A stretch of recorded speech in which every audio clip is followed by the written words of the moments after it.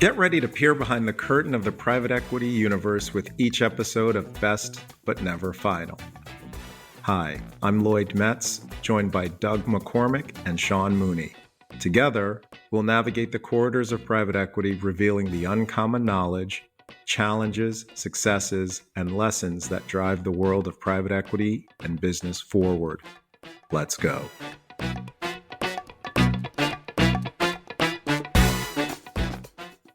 All right. It is great to be back with Doug and Lloyd. Lloyd and Doug, how you guys doing? Hey, Sean. Hey, Doug. Great, guys. Good to see you. Likewise. Good to be back. It's good to be back with you all. I'm super excited. I've missed you.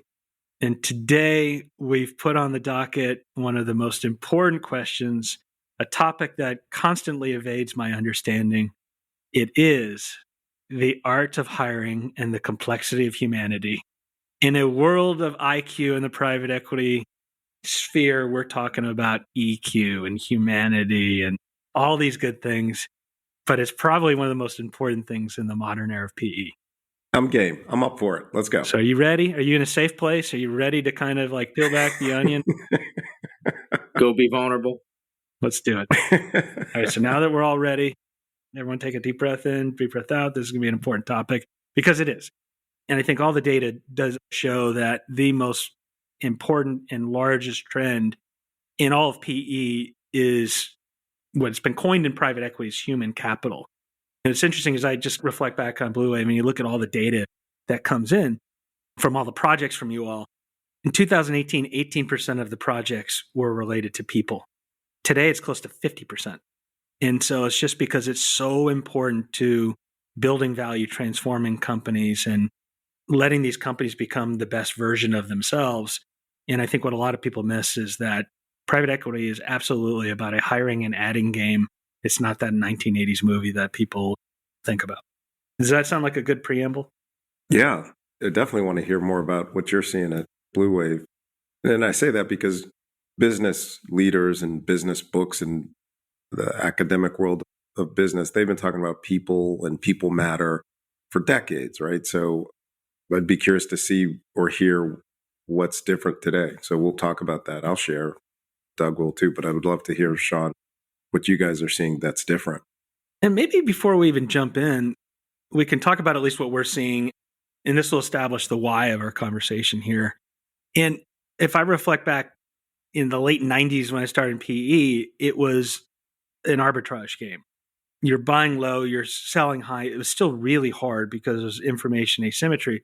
But there were room in the returns to kind of add a kitchen or a bathroom to the business, if you will, proverbially, but you didn't have to transform it. And then as it got more competitive, you had to buy at a fair price, but you weren't going to buy low so much.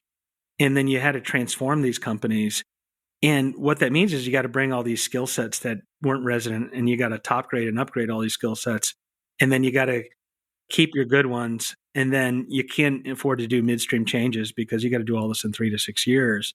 And I think as that became more and more established, as like this financial arbitrage was gone, everyone realized you got to do people. So what we get called for every single day is specialized recruiters, because you got to get to the right person faster. You got a lot of interim executives, because if you have to make a change, you can't have an empty seat for 6 months in a 3 to 6 year hold. And then the biggest thing that never really existed was lots of organizational effectiveness, voice of the employee, coaching. All of this stuff has come up in a big way that really was never part of the toolbox, certainly 10 years ago. Does that kind of align with what y'all see? Yep, that's helpful. Thanks, Sean. Where do we start, right? I think at a big picture level, having the right people in the leadership seats at your portfolio companies increases the likelihood that you will be successful with the investment, that they will execute well, hit the growth plans well, take the necessary steps to grow the organization to support the growth of the business. They're coachable, right? So they listen to the board, take direction. Those are sort of key basics that you look for in the leadership team. And the fact of the matter is, at the lower middle market, maybe it's more acute than it is in the larger organizations, but oftentimes the skills that got you to build the company to whatever level where Doug or I or any other private equity firm meet you, you have to figure out, can that leadership team, can those individuals continue to scale and grow the business? Or have they sort of reached, or are they close to reaching the extent of their abilities and skills? And so you got to figure that out pretty quickly and accurately. I'm really compelled by the term that Sean uses, which is this kind of human capital concept versus team building or, maybe hiring and firing. Like hiring is a specific thing we're going to talk about today, but it really has become kind of a strategic element of business, I think. And so human capital implies a lot more than simply putting the right team on the field. It's organizational design, it's team and individual development, and it's the complement of then how do you give your team additional tools that they can effectively use. So I do think it's become just much more strategic if you're good at it. And the more competitive the market gets, I think this is like the unlock that gets people to be able to continue to add value. And I would say, like, we'll probably talk about it. We all talk about it in the positive sense of this is how you create value, which I believe is true, but it's also how you mitigate risk. So it's kind of like a double-edged sword. In my mind, it's you get the right human capital and you can drive growth. The right human capital also helps you mitigate risk in the context of COVID or other things that are exogenous factors you can't really control. I'd underscore what you're saying, Doug.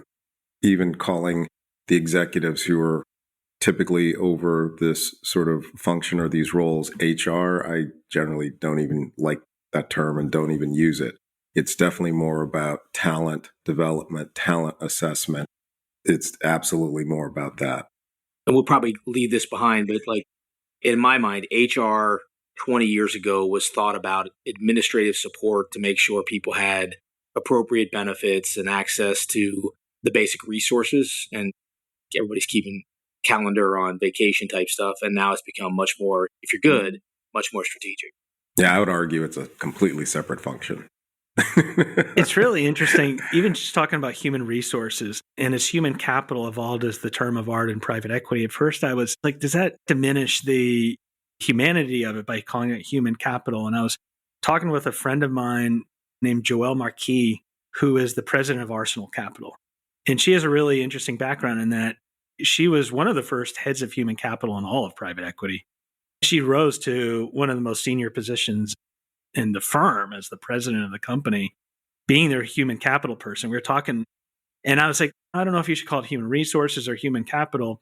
And kind of building on what you were saying, is like, she goes, I really don't like human resources as a term because a resource is something you consume and deplete. Whereas capital is something you invest in, you grow, you make better. And when she said that, I was like, that makes 1,000% sense, and something I never really connected.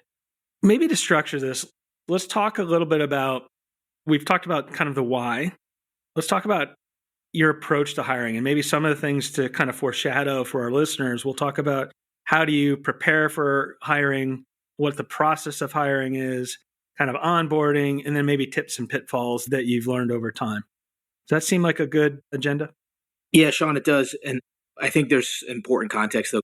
We're going to go deep on hiring, but the context here is a lot of really good decisions are made or not made by the time you get to the hiring decision. And so in many cases, the magic is determination of the need. How quickly do you identify that? How quickly do you act on it?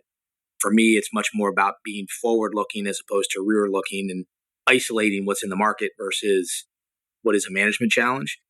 And then I think there's a lot of good work around org design and clarity of role in the terms of job description. And you got to get those things right as foundations before you can actually go get the good hire. And that's hard in and of itself too. If you don't have a real clarity around org chart and job description and the need, you're sure to fail.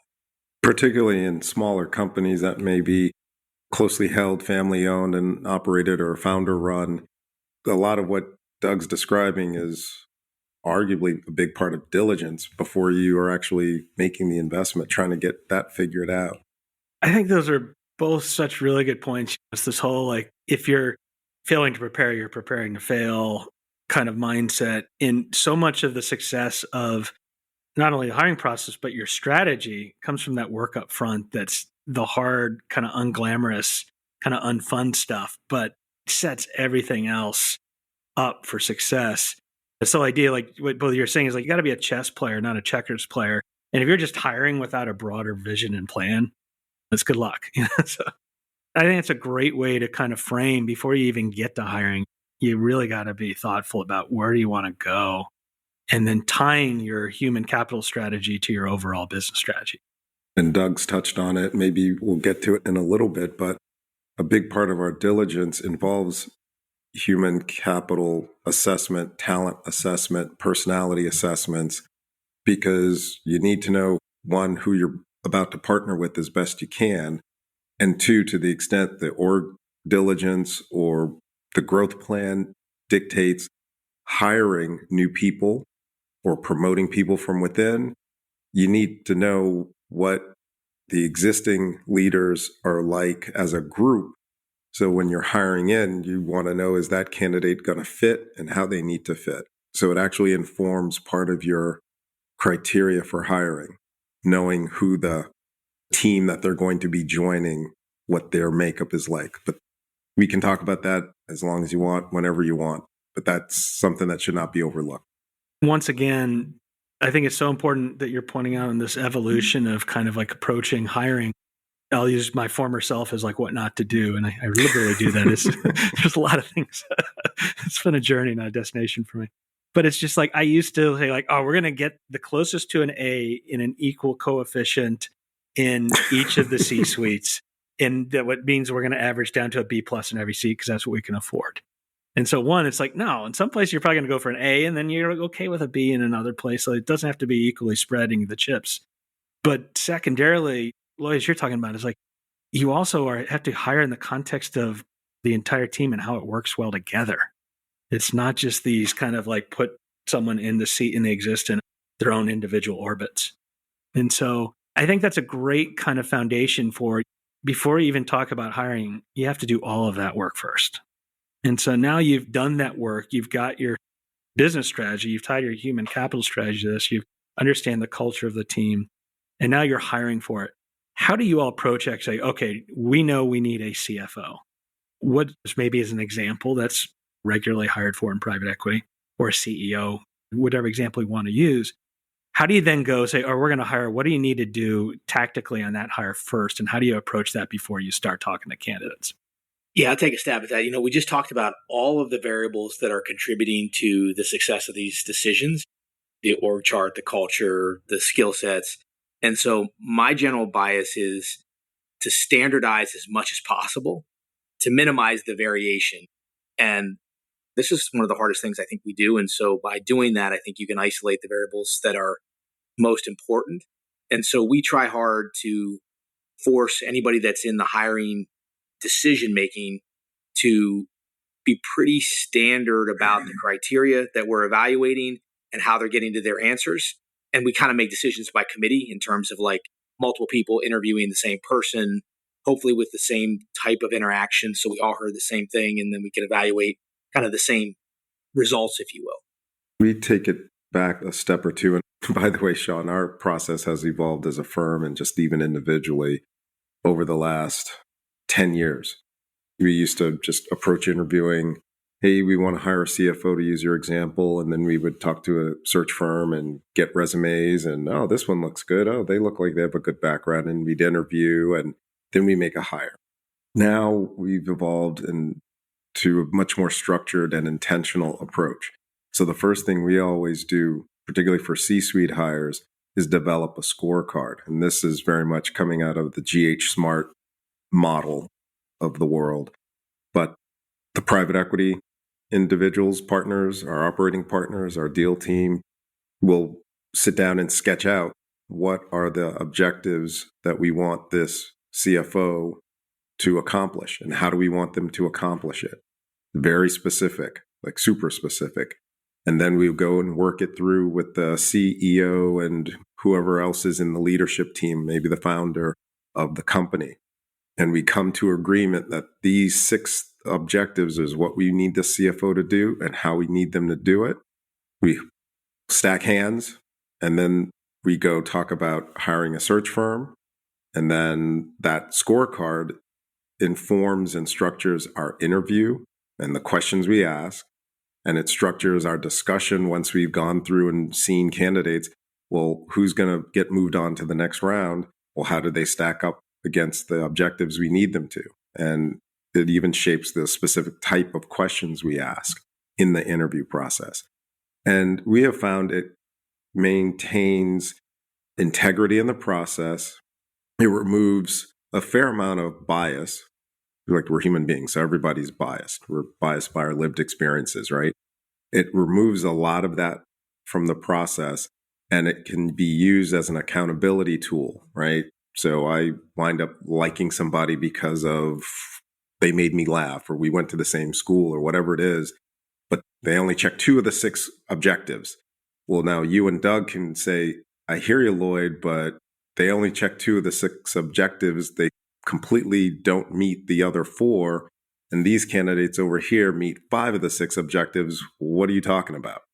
And it becomes less personal, and it is a tool for you all to hold me accountable, or for us to hold each other accountable. And it clarifies things. So it works really well, I find. Lloyd, so as you think about your scorecard, just to give the audience a sense of a little more clarity on what that looks like, I'm assuming it's kind of 6 or 7 categories, and you're kind of given a Harvey ball, full circle, partial circle, or are you like very precise about the weightings and the score? Give people a sense of like how precise your scorecard is. Yeah, and this is just our approach. Other people have different approaches. We don't have weightings. We do prioritize 1 through 5 or 1 through 6. So number 1 is the most important. And there's usually some number of sub-elements to it. So making this up, we need the CFO to help the company grow EBITDA from 10 to 30 in the next 4 years. Well, how do you want them to help in that, right? So it's being the cost czar, or implementing an ERP and reorganizing all of the internal processes, or fixing billing and collections.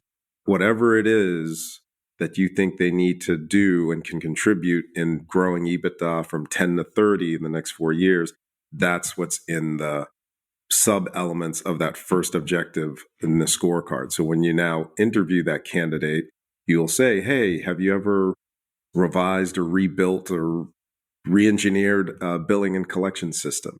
Or have you ever done an ERP implementation? It helps you ask more specific questions versus a random walk through a resume.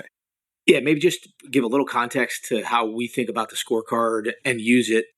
My own bias is early in a process, I'm more focused on fit and kind of softer skills. And so we're less scorecard oriented and more like, do we think this person would fit well within the organization? Do we think we can work well with them? And there's a bias to include people onto the next phase or pass people onto the next phase, because I'd rather interview too many times than miss somebody early. And then as we mature the process, we get more disciplined about like the scorecard. And I think that allows us to kind of keep things moving and evaluate at pace. And then the one comment I'd have to the scorecard is I want to apply a scorecard to the same game. And what I mean by that is we like to do, when we get serious, let's lay you're down to 3 folks. I want all of the decision makers to hear the same interview, and it's almost like a 3 or 4 on 1 discussion, because then you have a chance to evaluate the scorecard in the context of the discussion we all sat in on. And to me, the best content for that is less about a resume review and more about, here's a business problem we're dealing with right now. You've done enough work that you can have a conversation with that person in a way that like they begin to tangibly talk about how they would kind of serve in the position. That's great. The one thing I just want to make sure I'm clear about is the scorecard in my example make it sound like it's very quantitatively oriented. You can put soft skills, and we absolutely put soft skills on the scorecard too. And that prompts you to ask these soft skill oriented questions, right? How have you built out a team? How have you coached and mentored and developed talent, et cetera? So we definitely have those on the scorecard for sure. This episode is brought to you by HCI Equity Partners, a lower middle market private equity firm focused on partnering with family and founder-owned manufacturing, service, and distribution companies. ICV Partners, an innovative private equity firm supporting management teams of leading companies at the lower end of the middle market. And Blue Wave, the business builders network, connecting the most proactive business builders in the world with the best of the best service providers for critical, variable, on-point, and on-time due diligence and value creation needs. Now, back to the episode. And I think that's a great thing. Like, you should absolutely have your culture, your values, your attributes, in addition to skills in that.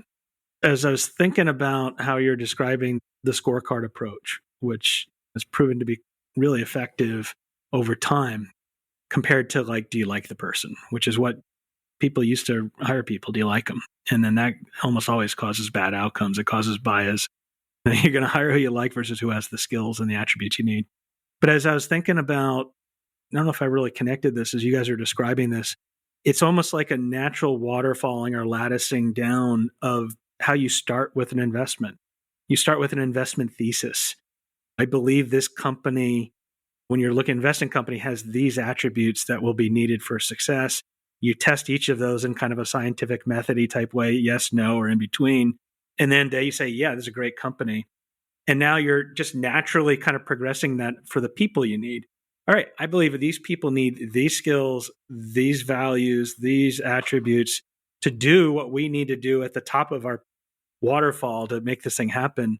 And it's just kind of this really natural extension, almost like an OKR of getting so much alignment throughout everything to make it have the greatest chance of success possible. The other thing I'll just say for our listeners, I went down in a deep dive on all this when I first started hiring people. As I said, like, I'd interview like every CFO in the market and realize it was the second one. And I'm like, oh no. For people who are interested in learning more about where all this came from, it's a duo called Hunter and Schmidt. And if you Google them, you'll see that they kind of did all of this like deep psychological work in kind of scientific method driven analysis to say, how do you hire someone best? It's called structured interview process. So I won't take everyone down that rabbit hole, but if you want to go and see the origins, like a lot of this started in the 80s and 90s. And then it's just gotten, just like in kind of the name of the podcast here, Best But Never Final, it just gets better and better and better in terms of making sure you're getting the best people for the opportunity and making sure those are aligned with each other. Just to highlight one thing you said, we talk about like getting to these decisions sooner in an investment has the impact on the trajectory. But I think you really bring up a really critical point of once you start a hiring process, there is real value to speed, and it's not related to your internal situation. It's related to a dynamic external market. If you're an efficient market guy, you would say that the best talent is also the most in play. And so when you find someone, there's this balance between making decisions with limited information because you don't know the entire market, but you think this person's good. And then also, I've seen us miss people because our process was too robust, too mechanical, too methodical, and took too long. And so you've got to maintain a flexibility where you say, this is an exceptional person. I got to fast track our process in a way that allows us not to miss that talent. That's hard, but it's the fact of the circumstance. I couldn't agree with you more, Doug. And we've fallen victim to that over time, and we try to get better at it. And a part of that evolution, and literally just had a conversation about this a couple of days ago, is trying to put some of this assessment screening actually in the front end of the funnel. And that way, by the time you're down to 2 or 3 candidates, you can actually go now with intuition or gut because you've cleared all of the deal breaker sort of elements, attributes, characteristics, all the stuff that are problematic. You've screened those out and you've screened for all the positives. And generally we try to put the private equity folks in the front end of the funnel So that almost by definition, the folks who are in the final 2 or 3, we're good with either of them. So then we'll put it in front of the leadership team. So it's like they check the scorecards. We're good with all of them. So we can actually move faster. That's the intention. I think you're both so smart, spot on. It's like, it's so important. Why wouldn't you treat it like any of your most important processes in the world? So you're kind of describing almost like a lean Six Sigma. Like, how do we get to the best outcome in the shortest period of time with the lowest amount of variability? And you're building quality into the system so that you don't find the important things out at the end. And that's exactly the way we do it. So it's like we value stream map the process. We use an HR system that enables our HR manager to really orchestrate someone through our process. And her SLA is... There's that word again. HR. Human resource. Hiring manager. But like we try to get someone through our entire process from maybe to yes or no within 2 weeks. And that was really important like 2 years ago when the market was so white hot, but it's still important. Why wouldn't you use it as a strategic advantage? I love what you all are saying there. You've done your organizational strategy. Now you have your scorecard. And now you want to be prepared to get the best candidates in the fastest period of time with the best outcome. Do you all typically use recruiters for your hiring process, particularly at the C-suite? Yes. Yeah. And a lot of people like will come into, they're like, oh, I don't want to spend the money on recruiter. Why do you use a recruiter? It's speed of execution. We end up hiring the recruiter that has the most relevant placements in our industry or business model, right? So if you do it right, this person is trafficked in the talent equation you're looking for, like for the last 6 months on other very relevant things. And so in many cases, they can repurpose that pool. We find that it's a really quick way to hit the ground running and you got very good context. The bottom line is no matter how great your network is, and you can think of 5 candidates that you would call for this position, finding the right search firm, you'll see other people. There's people out there that you don't know about who may not be obviously looking. That's what search people do. They know that Lloyd is, or Doug is, or Sean is at this organization working away. They're doing great. They're not obviously looking to leave, but for the right opportunity, they might.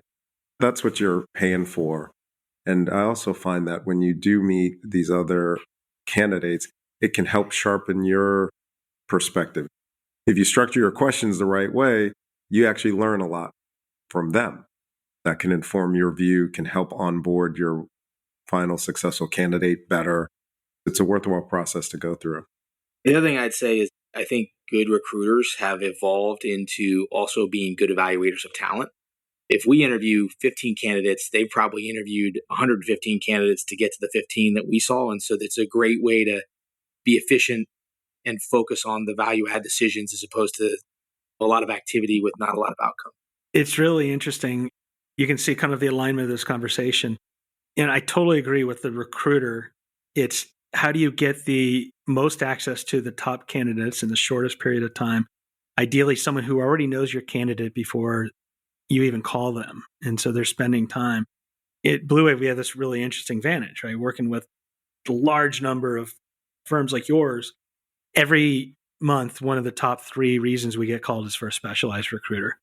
And the same thing we take them, and I recommend to anyone who's looking at a recruiter is pick your recruiter the same way you're picking your candidate. Have a scorecard. What do they need to have? What's important? So what do we do every time? Well, really for every project we do, we take them through a scorecarding exercise with all the questions so that we can get them literally within one business day, the top 3 recruiters who already know your candidates. And then you just pick one of the 3 and who are always fishing in those same waters. So like when you call them, the biggest thing I would be mindful of is like a Jedi trick for you all and anyone hiring that's listening. If your recruiter uses the word find a lot, be careful because that means they don't know. They should know who your candidate is, or at least have a handful of like, I know this person, this person, this person, because it shows they know your industry, your segment, your company, et cetera. And so that would just be one thing I'd say is like the same alignment. It's like find your recruiter the same way you find your person, do a scorecard, find what's important, measure against them, and then get all this precursor and then get ready to run. All right. Last thing before we talk about precursors, do you use any hiring advisors, the GH Smarts of the world? Yes, we do. Several. What's the added benefit there? They consistently surprise me with the information they can get out of people. It is mind-boggling. Like, we'll read the report, and I regularly read and react like, holy cow, they actually said that to you? Or like, who would actually admit to that, right? But it sounds worse than it is. But the way I describe it to executives that are about to meet our people that we work with, I was like, think of it as like a late night talk show. It's got that conversational feel, and it's not like you're getting drilled and interrogated. It's very much like being on a late night talk show, and you're talking about stuff and things come to mind and you kind of go with it. It's useful because it does give us some depth of understanding, because it's important to us to know, how is Sean Mooney wired? What motivates him? What are his insecurities? And then, one, make sure we don't inflame you, or we don't hit all your hot buttons inadvertently as we like are starting to work together, right? What gets you excited, right? If it's not anything that we would naturally know, maybe we're missing opportunities to make you feel good when we're working together, right? Because I don't know what excites you. Second, we at our firm have gone through the same exercises and assessments that we put people through. So now you can literally say, I'm about to partner with Sean. How will Sean and I get along? How should we work together? Are there personality and characteristics of mine that are going to irritate the hell out of Sean, and vice versa? And at least knowing that going in, I can say literally the way the rubber meets the road is we'll have lunch or orientation or a retreat or whatever it is. And I was like, hey, Sean, this is how I am, just so you know. And I'm trying to get better at it, but you'll probably be annoyed by these 3 things that I do. So when it happens, we can have a swear jar, or we can do push-ups, or we can have a code word or whatever that says, hey, Lloyd, you're doing that again. And we'll just work through it, or whatever it is, right? But it gives you an opportunity to acknowledge it, talk about it, and work better together despite it, right? But if you don't know, you can't do anything about it, and that can lead to misunderstandings or lingering resentments, all that stuff, right? That are just avoidable if you take the right approach. And do you typically use these groups late in the process, middle, front? Where do you typically bring them in? So as part of our evolution over the last 10 years, it used to be toward the end, and we're finding ways to bring more and more of it earlier in the process of making an investment. So it used to be post-close. Now it's pre-close. And then there are elements of the assessments that we're able to pull even further earlier. I like that. I used to use those groups when I was in your shoes. And if I were honest with myself, if we've gone through a 6-month hiring process and I got it at the very end, I would rationalize everything that was in that report away. I'm like, we're hiring this person. We don't have time. Yeah. That's right. Then I'd regret it. So I like how you're bringing it forward. Right. Because you're pot committed at that point, and who's gonna walk away, Yeah, right? it's just 2 end. You're like, all right, yeah, this is a good point, but you're probably wrong. Let's go. And then 6 months later, like, oh, they were right. Maybe just compare and contrast a little bit. So as I think about like our support resources, so I would put the recruiter in this bucket, a support resource for our human capital needs. We have an executive partner that focuses on human resource issues, and so I find him to be a great resource. And then the third element would be very specific personality and aptitude testing that we do that we found predictive. But I kind of view all 3 of those as a little bit specialized.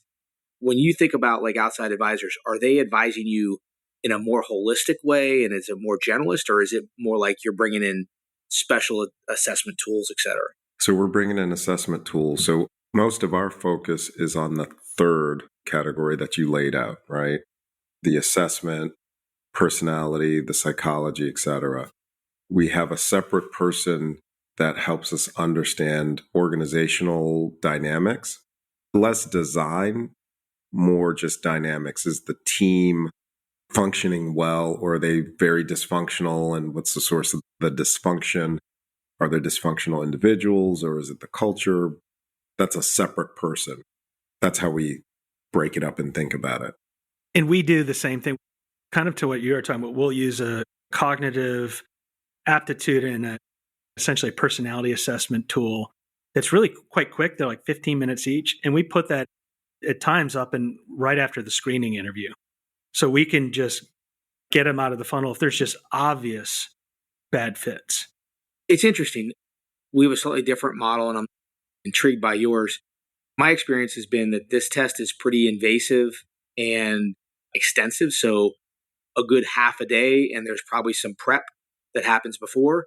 And so my bias has been, you scare people away if you say after the first interview, hey, here's a day and a half with an industrial psychologist. So our experience has been like you do that with the last couple of finalists.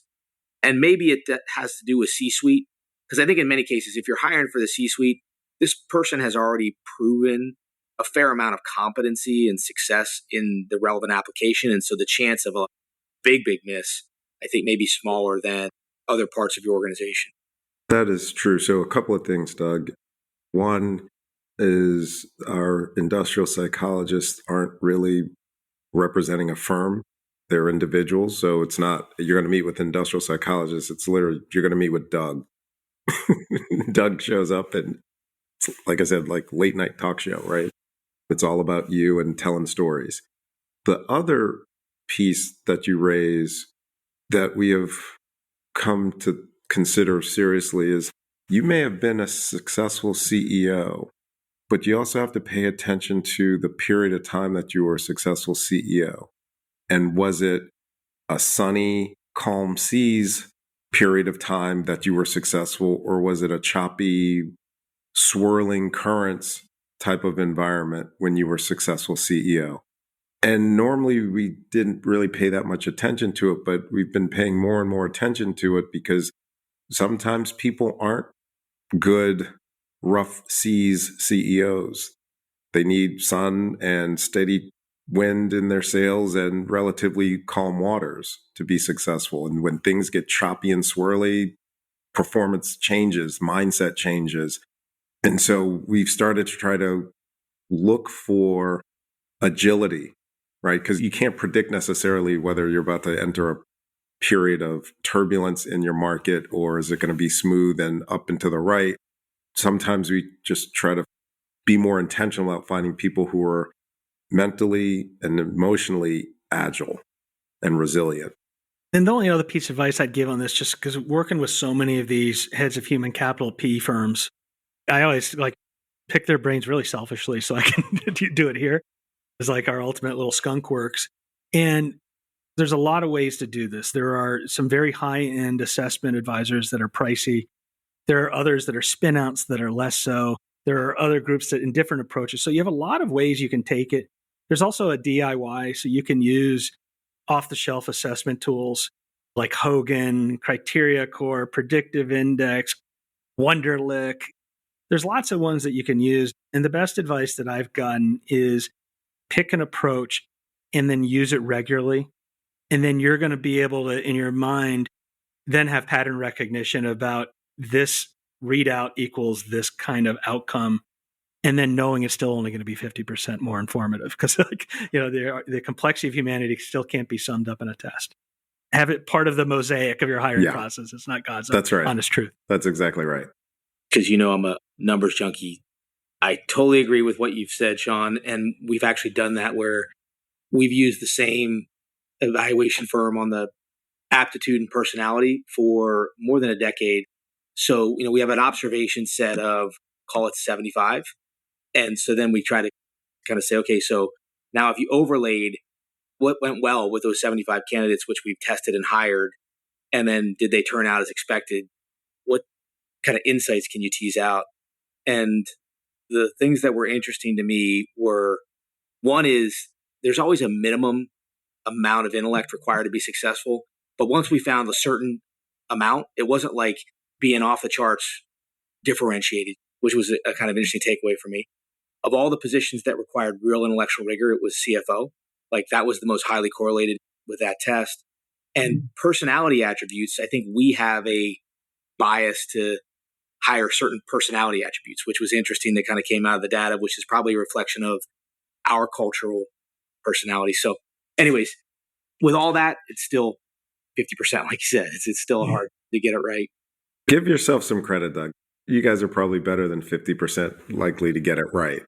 That's the point, right? Like, even if you get it to 70-30, you're still doing better. And smart enough is like the story of my life. Just smart enough, you know? So I like that point. Smart enough with a really good work ethic gets you there. That's right. To your point, I was reading this blogger recently, and there was a quote. It's like, there's somebody out there right now who's 10xing their life because they can't overthink it. Right? So, cautionary tale to being too smart, right? Exactly. Thank God. That's good to hear.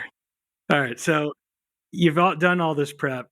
What's kind of that sequence? How do you kind of work them through the process? Like, what's kind of the tips of the waves on what's the sequence of events that unfolds from there for each of you?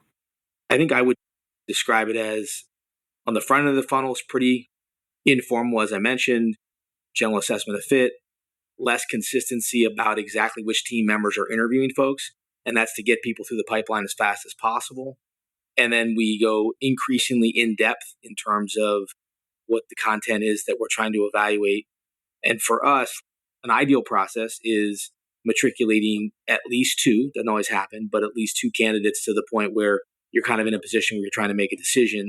In that scenario, we're going to have folks from the deal team, the ops team, and maybe the company, depending on what the position is, who we're going to evaluate that candidate in an interview setting.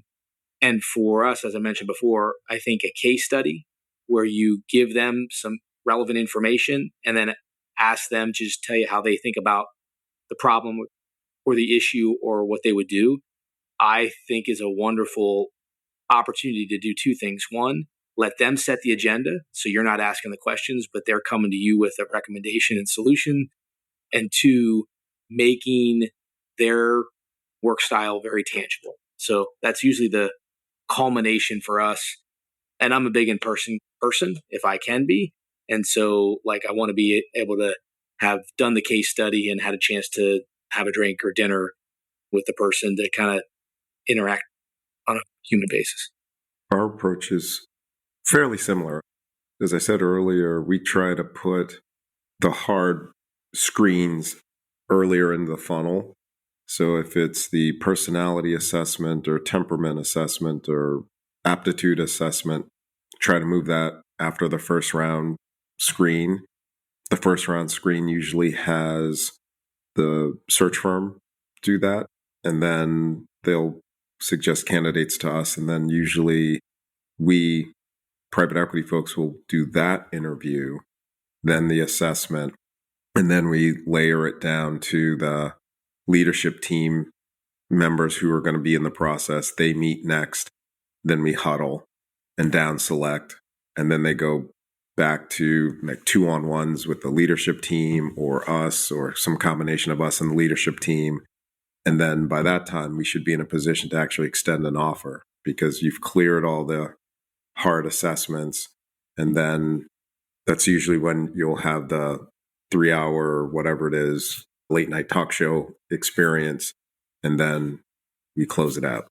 Just to offer a counter perspective, I see the merit of this. I don't totally agree with it, but I've talked to a number of recruiters who would say some of this third-party testing and personality testing is kind of irrelevant, and it's so academic because you have a resume that shows this person's body of work for the last 25 years, and if you're good at resume interviewing, where you can talk to the person about like what they did, who they did it with, why they did, what problems they had, what opportunities they had, there's so much good content there to really suss out, is this person going to be good? My view is the cost of the other information is relatively cheap and relatively easy. So why wouldn't you? I would acknowledge that for somebody that's experienced in like that resume review and eliciting a conversation, all kinds of really interesting opportunities to evaluate candidates there. Yep. And for our listeners, what Doug and Lloyd are describing is absolutely the way to do it well. And research will show exactly what they're saying is like, this is the way you do it. You have these structured interviews. And really what's important is when you're interviewing and you're using these different approaches, it's important to use the word and, not or. Don't just do an assessment test. Don't just do a workplace simulation. Don't just do cognitive and assessment. You do all of them. And then what you're looking at is the mosaics of the people relative to each other that most align with what you need versus that scorecard that you've done all this work on. And that's what makes it so hard. But if you do all of the things that Lloyd and Doug are saying, you're going to be batting at a lot higher percentage rate than if you're having everyone just kind of ask them questions that are fun and see if you like them. And Doug, to that counter comment, it's why we like the written reports we get, because believe me, there have been many a times where I pull it out and reread it. And it's like, okay, did we see this coming? Let's say there's some behaviors that we've seen, positive or negative. Did we see this coming? Was this something we missed? Did the assessment get it wrong or did they get it right? So we do definitely check. Okay, so you've taken everyone through your process. You've done everything. You've done all this hard work. You got your right candidate. How do you then think about onboarding them for success? I think this is a really good one. And as we were talking about this podcast, you asked that question and I was like, I don't think we have as good of a program there as we should. And so our onboarding is a little bit organic. And what I mean by that is we've done a lot to evaluate the person. We've communicated to the team, and we have an ops team that's designed to help our management teams. And so there's some interaction with them. But other than that, I think it's a little bit of a missed opportunity for us, candidly. I agree with that, Doug. As Sean, you were asking the question, I guess we think that this is the handover part, and it's now in the hands of the leadership team. Let's assume it's a CEO in place, and we just hired the hypothetical CFO that we've been talking about in this episode. We probably wrongly assume that the CEO and the rest of the leadership team is going to onboard that CFO. Where we do weigh in is we definitely insist on a conversation with our firm's CFO and this new CFO that we're talking about, so that they can have a direct line relationship. Our firm's CFO has relationships with all the portfolio company CFOs because they need to exchange information or ask questions. They need to have a working relationship. But it's also an opportunity for our CFO to give advice because he's literally seen every single CFO at every single portfolio company we've ever had. So best practices and bits of advice or whatever he can provide. But other than that, I don't know if we have as consistent onboarding process as we probably ought to. And I land where Doug is. It's a missed opportunity. I would put myself in the same boat. This is something that I've been doing a deep dive on relatively recently. And to give credit to a couple people who've kind of made me think differently on this. And so Devin Matthews and Paul Stancic from Parker Gale, a software private equity firm in Chicago. They have a really thoughtful approach. And what they'll do is they will map out everything that the progression of what they think their first year will and should look like. And so they're like, that first year, we want you to be doing this by this time, this by this time, this by this time. And we're going to be talking about that, like how you're progressing on it. And then they also put that in the job description. And so it's a really, I think, clever approach.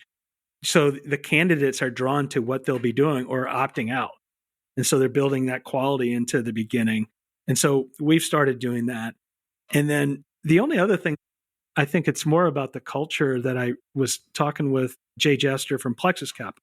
And he was talking about this book that I've now since read called Meaningful Moments, where you can't, like, I have a hard time seeing these like meaningful moments. It's always looking ahead. And he's like, you got to read this book. And he goes, but one of the things is really interesting. Like when someone starts at your company, no matter who they are, what's the first thing they do day one? They fill out paperwork. They assemble their desk. They like load up software on their computer. It's the most exciting moment in probably like at least one of the few most exciting moments in their lives, starting this new job. And their whole day in the first day is like sitting in their desk and probably like screwing together monitors and putting their HR paperwork together. And John Deere was pretty famous. Apparently what they'll do is like, they're going to come in and you're going to have the John Deere tractor. And the first thing they do is meet with their senior most manager, often even times the CEO of the company. There's a balloon. They're doing all this fun stuff, the vision, all the exciting thing, like the paperwork happens later. And it's just like, how do you start off with this kind of like celebration of excitement? And I was like, oh, we don't do that at all. So that is, I'm going to write that one down. That's a good one. If we only had cool products like John Deere's that you could let people climb around on, it's like, here's my computer. This is where the magic happens. It's a ThinkPad. Look, it opens and closes. So, I totally agree on onboarding. It's something that I've been trying to, once again, on this kind of journey of like modest improvement over time. That was something that really resonated with me. And I think both of those folks had really kind of interesting approaches to it. As we kind of bring this conversation to a head here, what are tips, tricks, and pitfalls? Some of the kind of sage advice that you've kind of figured out over time and like that we haven't touched on that make it go well, how it can go wrong, that kind of fun stuff. 3 tips. Speed is an asset. Systematize as much as you possibly can. And then be willing to trust your gut at the end. So if you get those 3 things, I think you've set yourself up for better than not odds. The only thing I would add is just don't negotiate with yourself. Go find better people. It's easy to interpret once you go through the scorecard exercise. That becomes the definition of a quote unquote perfect person. And then a lot of times people will negotiate with themselves immediately by saying, there are no perfect people, therefore I now have permission to compromise on my scorecard. Don't. Go to the marketplace with your scorecard and see how good you can go get. Those are super spot on. And the only thing I would add to those is in this market and in general, you're both assessing but also selling the opportunity.